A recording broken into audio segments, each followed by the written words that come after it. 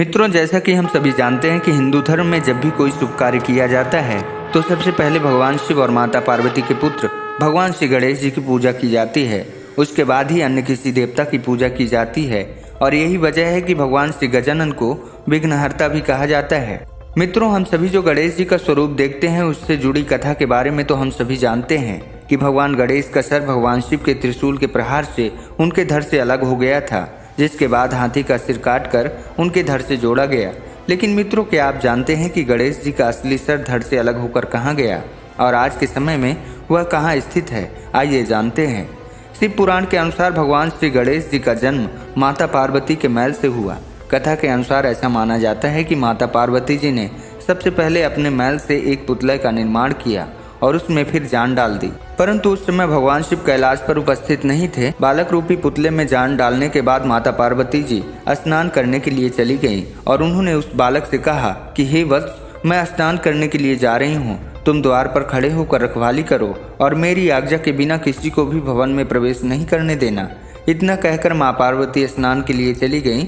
उधर कुछ समय के बाद भगवान शंकर लौट कर आए और माता पार्वती जी के भवन में जाने लगे, परंतु बाल गणेश ने भगवान शिव को अंदर प्रवेश करने से मना कर दिया। यह सुनकर भगवान शिव विस्मित हो गए और उन्होंने उस बालक से पूछा कि तुम कौन हो? तब बालक गणेश ने कहा, मैं माता पार्वती का पुत्र हूँ और माँ का आदेश है कि मैं उनकी आज्ञा के बिना किसी को भी अंदर प्रवेश करने नहीं दूँ। यह सुनकर भगवान शिव ने बाल गणेश को समझाने का हर संभव प्रयास किया, परंतु वह बालक नहीं माना। तब क्रोध के आवेश में आकर भगवान शंकर ने बाल गणेश का सर धड़ से अलग कर दिया और अंदर प्रवेश कर गए।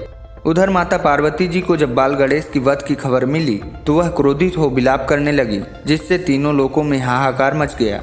तब माता पार्वती जी को खुश करने के लिए भगवान शंकर ने एक हाथी के बच्चे के सिर को बाल गणेश के धड़ से जोड़ दिया और उसे पुनः जीवित कर दिया। और ऐसा माना जाता है कि भगवान गणेश तभी से गजानन कहलाने लगे। वहीं एक दूसरी कथा के अनुसार जब भगवान गणेश का जन्म हुआ तो कैलाश पर उत्सव मनाया जा रहा था। उस उत्सव में सभी देवता बाल गणेश को आशीर्वाद प्रदान करने के लिए शिवधाम पधारे थे।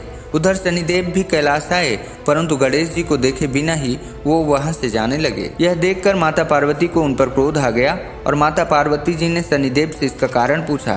तत्पश्चात शनिदेव ने माता पार्वती जी से कहा कि अगर उनकी दृष्टि गणेश पर पड़ी तो अमंगल हो जाएगा, लेकिन माता पार्वती नहीं मानी और उन्होंने शनिदेव को गणेश जी को देखने का आदेश दिया।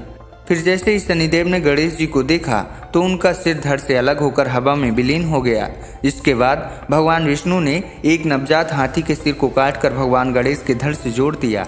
मित्रों, ये तो हो गई भगवान गणेश और उनके धड़ से सिर अलग होने की कथा। आइए अब जानते हैं कि भगवान गणेश का वास्तविक सिर धड़ से अलग होकर कहाँ गया। धर्मयज्ञों की माने तो भगवान गणेश का असली सिर धड़ से अलग होने पर भगवान शिव ने उसे एक गुफा में रख दिया, जिस गुफा को आज पाताल भुवनेश्वर के नाम से जाना जाता है। इस गुफा में विराजमान गणेश जी की मूर्ति को आदि गणेश कहा जाता है। वर्तमान में यह गुफा उत्तराखंड के पिथौरागढ़ के गंगोली हाट से 14 किलोमीटर की दूरी पर स्थित है। मान्यता है कि इस गुफा में रखी गणेश जी के मस्तक की रक्षा स्वयं भगवान शिव करते हैं। दोस्तों, पौराणिक टीवी की आज की इस प्रस्तुति में बस इतना ही। मिलते हैं फिर एक पौराणिक कथा के साथ। ओम नमः शिवाय।